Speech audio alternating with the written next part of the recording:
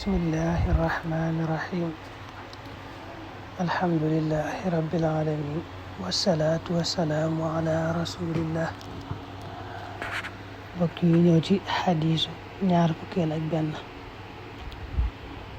daa tàmbalee waxaan abi hurayra radiallahu anhu qaala wax na rasulullahi yonent bi yàlla bi sallallahu alayhi wa sallam ne lamma xalaqa ba sàkkee allahu yàlla alxalqa mbindéef ya kataba bind na fii kitaabin ci ab téere foofu moom indahu nekk na fa moom fawqal arshi kaw aras inna rahmati naka sama yërmaane taxlibu dana not xadabi sama mer.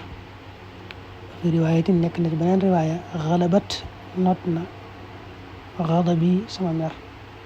fi riwaayatin sabaqat jiitu na xadabi sama mer.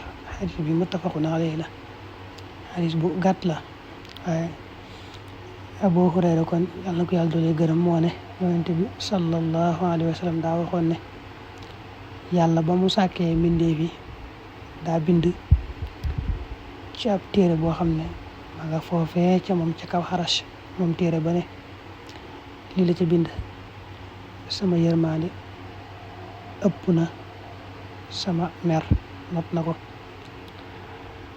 beneen riwaaya bi moom ñoo bokk am maxnaa, bee daa tëggoo mu daari di taxlibu, bi tëggoo maarin di xalabat, waaye ñoo bokk maxnaa rek. la bëgg wax mooy sama yërmaane daal ëpp na sama mer. ñetteel riwaaya ba nag ne jiitu na sama mer, sama yërmaande jiitu na sama mer.